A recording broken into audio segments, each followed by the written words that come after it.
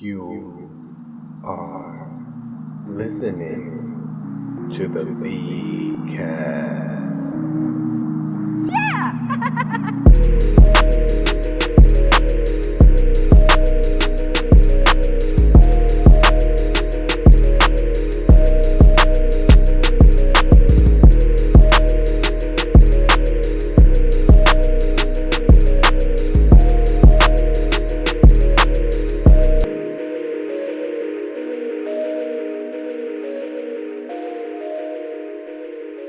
Good morning.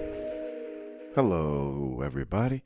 It's Sunday. Happy Sunday. Fun day. Super Bowl Sunday. Welcome to the podcast. It's Vic Cedeno. And I'm here. All right, I'm a little beat up. My buddy got married last night. So it's been, he got married last night. We did almost like a stupid, not even like a bachelor party. We just hung out.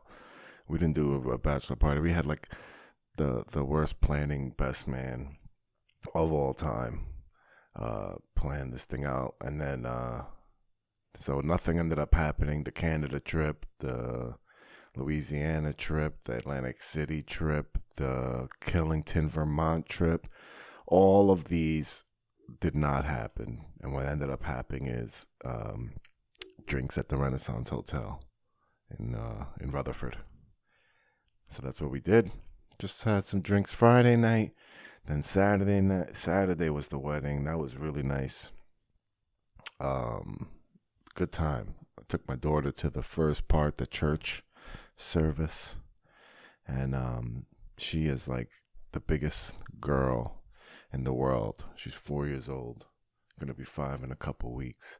And she is just a girl's girl. So she wanted, I just brought her to the wedding because she's obsessed with the wedding dresses and the marriage and getting married. And she wants to pretend to marry me all the time. And she wants to always talk about who she's going to marry at school. And it's actually so disgusting. And, and that's it. So I have to hear that stuff. So I was like, you know what? Let's bring her to the wedding. My wife wasn't going to go. She had to do some errands. So I was going to go to the church. I don't normally go to, people invite me to weddings. I normally don't go to the reception or the church thing. But since it's, best friend since childhood, I had to make an appearance. And I brought the kid, and she thought that it was the best thing in the world. She even had this cute moment at the end after they been announced as Mr. and Mrs. and they turn around to walk out and everybody's applauding. My daughter goes running up to her and says, "Can I give you a hug?" And she gives her a hug and she says, "You look like a princess." And she just made the bride's day. Like that made the bride so happy. It was such a cute moment. And they got pictures of it, so we'll see how that turns out. And then that's it. Then we left and came back home, dropped the kid off, picked up the wife, and that's it. We had a good night. This was one of the better weddings that I've been to. This was a really, really good wedding, and it was at I don't know the name of this place, of this catering hall in Belleville.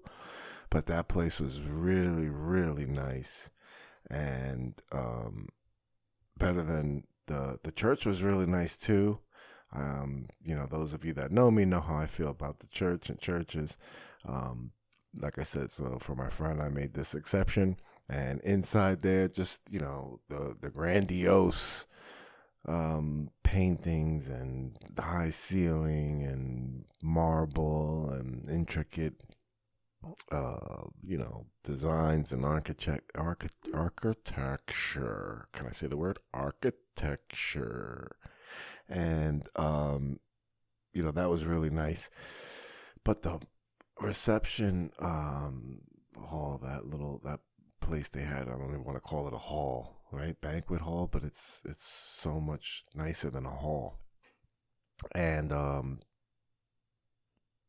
I don't even know what the heck I was trying to say, but that place was really nice.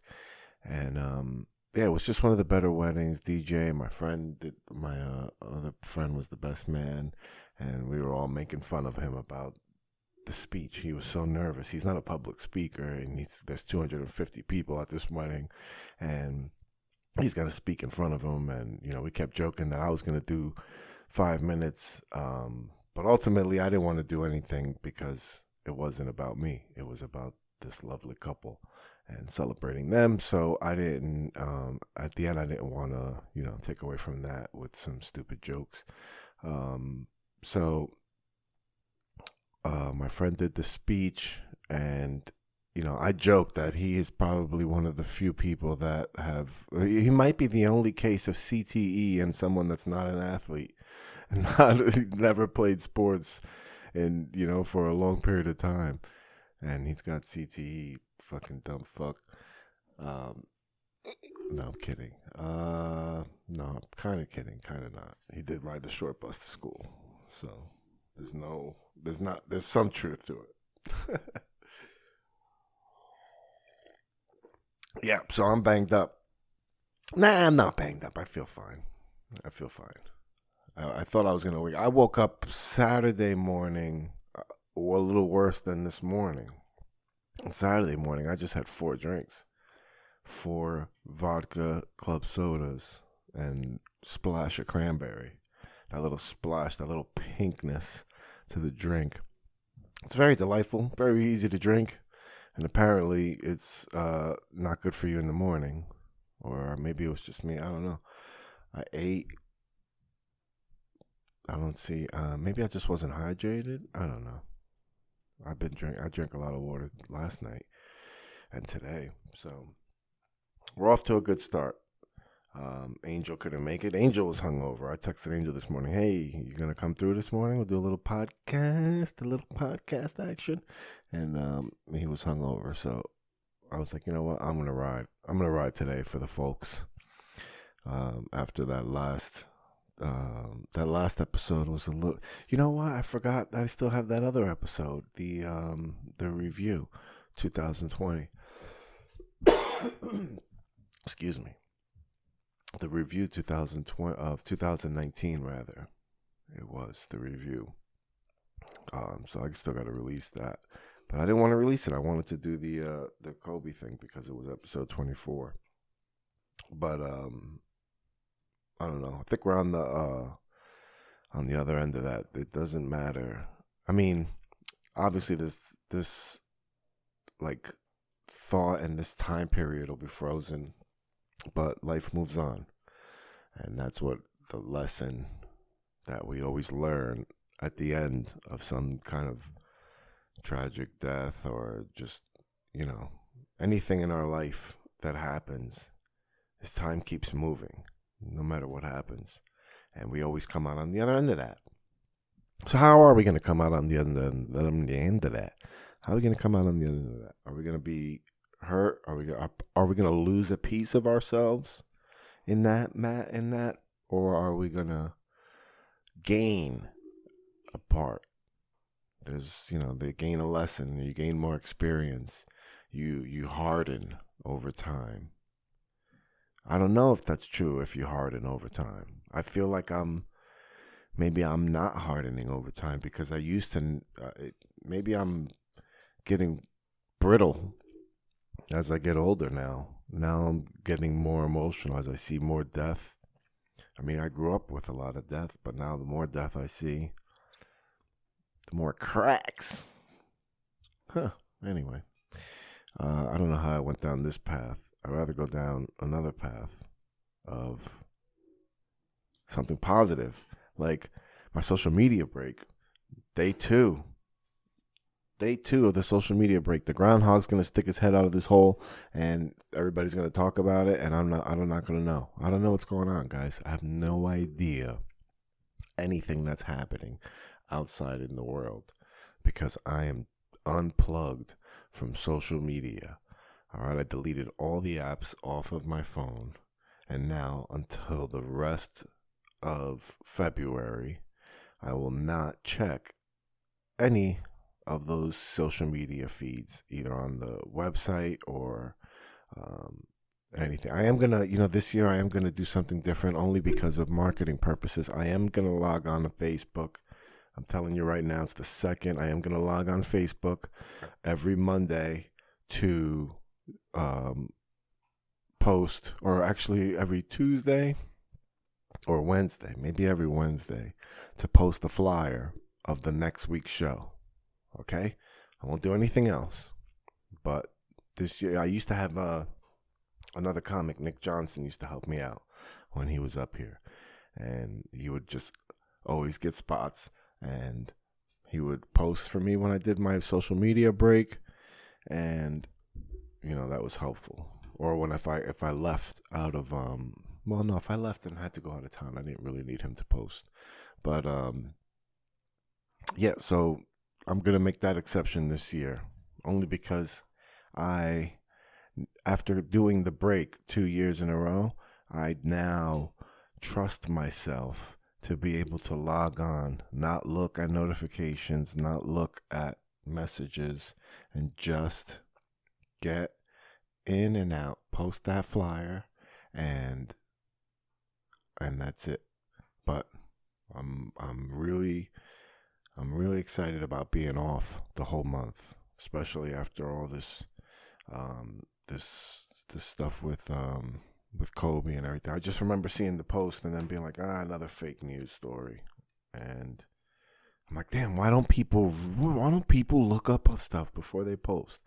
But I'm excited to be away from all of the election stuff, all of the arguing online, all of the complaining online. And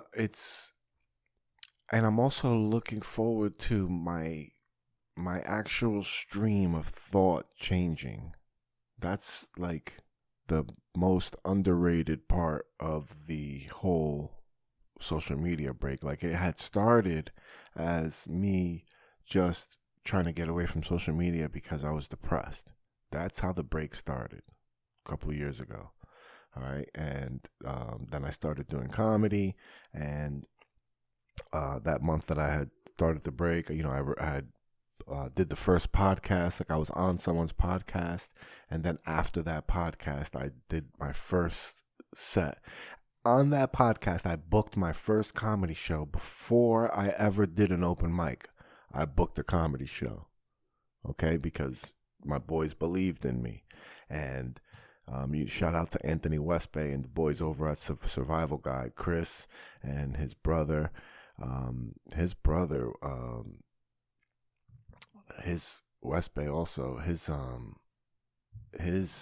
art is so dope. I'm gonna I'll post a link to it just because you have to. And they booked me for a 420 show that they were doing. And so that obviously was April 20th. And here was February, and I never did comedy before. And we're like, all right, here we go. So I started doing open mics, and I did open mics every single week. I was going to at least 2 or 3 open mics a week, leading up to that, that 420 comedy show. I bombed. All right. First of all, I went in there dressed like John Cena. That was Anthony Westbay's joke about how I looked, because I had the red sneakers and my matching wristwatch, and then I had a black and red shirt that said "Keep It 420" and a red hat. And I was going to Brooklyn. I had to represent, so that ended up.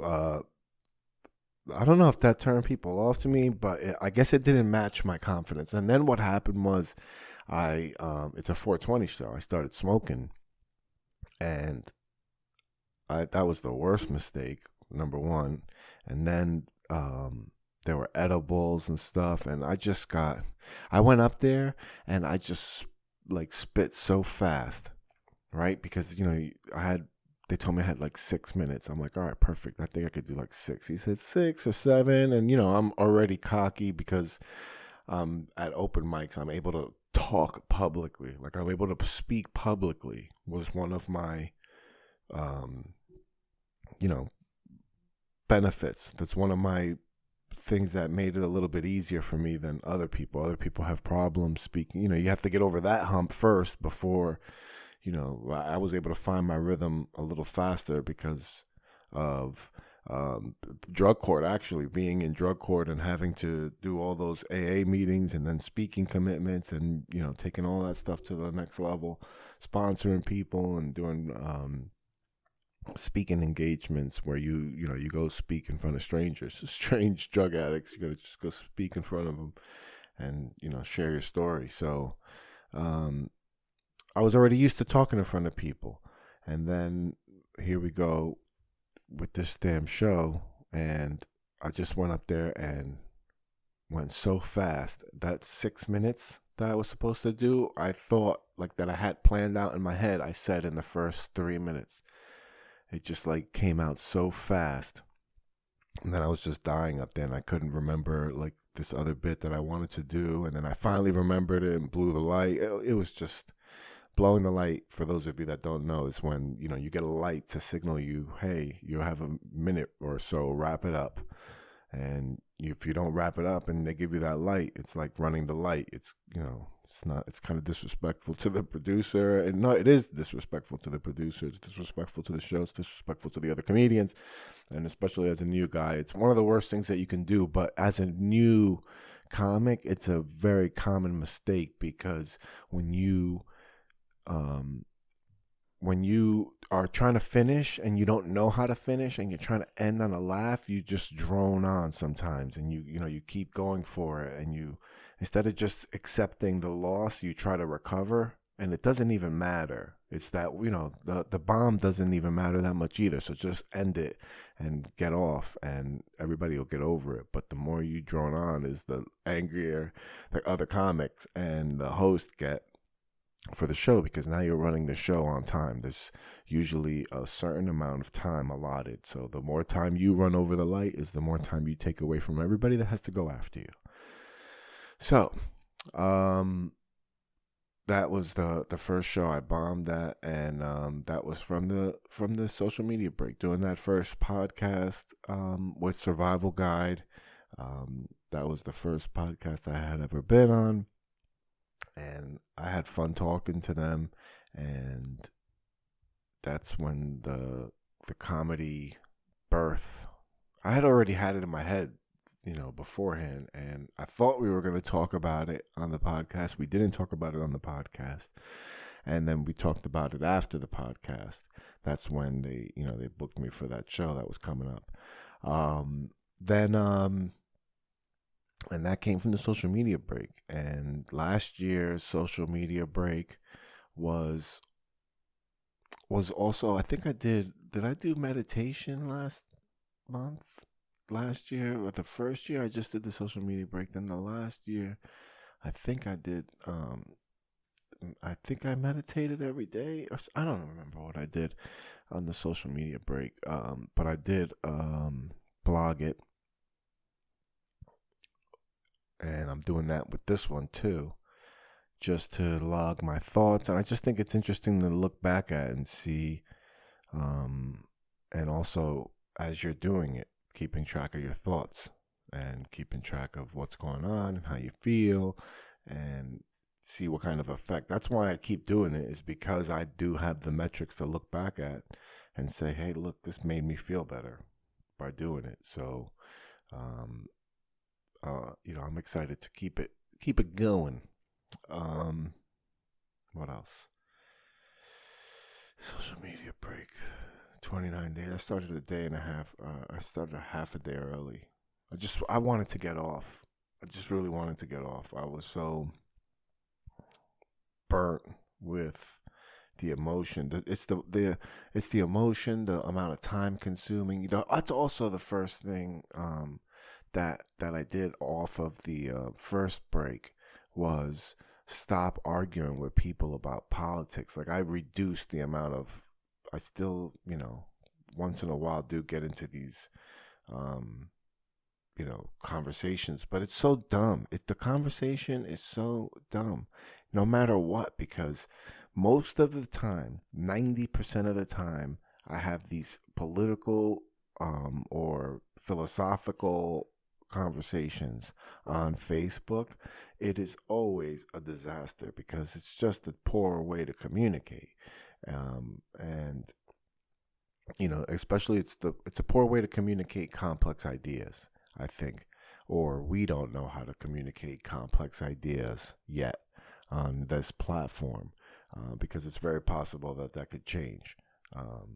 Just because I can't see it now or I can't see a possibility doesn't mean that there isn't one. And I don't think I want to. I don't even know what the hell I'm talking about right now. This is the tough part of doing these alone. I'm realizing it is a lot easier to do this with someone else and have a conversation, because I don't have to keep the stream of thought myself for a very long period of time, as opposed to just bouncing back and forth with someone as I stare at this empty mic that's next to me. So I can't wait to get some more guests. So anyway, what I was saying was, the point that I was trying to make is the stream of consciousness changes in my mind when I'm not looking at all that negativity. I think that's what I was trying to say. It doesn't feel right, guys. I wish I could just stop this, rewind it, listen, and then come back to it, but that's going to take too long, and I don't want to do that. I want to wrap this up as it is anyway. I didn't want to really make a long one on my own because I didn't have a lot to talk about, but I wanted to keep the consistency of putting these out. So I look forward to getting this one up, and I think I'm gonna do one tomorrow. I've been planning one. Listen to this. This is. I'm also gonna be reading the book by Stephen Pressfield, The War of Art, and it's just about the resistance that we create to do the things that we want to do. Right. This is a book about writing, but this applies to anything in life. Anyway, the point I'm trying to make is that I am creating this resistance in my head because I want to do something tomorrow. There's a guest that I want to have on tomorrow night, and it's going to promote the show that we're doing Friday. And I don't know why I don't set it up. I don't know why I do not. I literally, it's a text away. Hey, are you available at this time? And that's all it is. And I don't do it. Meanwhile, I'm planning it in my head. It's so stupid. But this is, just me saying this right now. I'm going to do the text right now as we're talking, guys. Right now. Call it out. Call it what it is. All right, people? Boom. Doing tomorrow night. Sorry, guys, I'm sending this text right now. All right, we're not fucking playing games here. Boom. All right, guys, I sent the text. Good morning. What are you doing tomorrow night? So we'll get that guest going. All right. So anyway, what the fuck? I'm sorry, guys. I don't know what the hell happened here. We detoured off the beaten path. And I want to wrap it up. So first thing I'm going to do is just tell you the dates that I got coming up, because I have shows. Obviously, Laugh It Up Tuesday is every single Tuesday. So this 4th, it's got a dope lineup. We got Josh Wells, Jay Latt the comedian, Kevin Hall, Robert Field, Heather Candela, and the return of Angela Sharp, which I'm looking forward to. And then we have on the 7th, the Hell Yeah comedy show at the Wawa Social Club. And that's going to be Friday the 7th. I believe the show starts at about 8 p.m. It's free to get in, $10 keg. $10 gets you a cup, and you get to hit the keg until the keg is kicked. That's how we do it over there at the Comedy Kegger. So that's that date. And then on the 10th is no date, but on the 11th is Laugh It Up Tuesday, baby. The 10th is actually my daughter's birthday. That's why it's marked on my calendar. But I thought it was going to be a comedy date, but it's not. It's Laugh It Up Tuesday. We got another dope lineup. I put a lot of good-looking people on this lineup because it's close to Valentine's Day, so we need some lookers. No, I don't know what I'm talking about. And that's it. I wanted to keep it short with you guys. I apologize that I drifted off at the end and didn't make the point that I was trying to make, but I missed it and I messed up. But hopefully I led you close enough to where you could find it yourself, and that maybe you got it too. I don't know. Hit me up. Vic is with a Z, funny on Instagram and all that stuff. Even though I'm off all month, you can email me. vicisfunny.com. Spell it out at gmail.com. All right, vicisfunny.com at gmail.com. And you can email me, and that is not social media. All right, so I'm on there. And that's it, ladies and gentlemen. Thank you so much for listening, and I hope you have a great day. Mwah.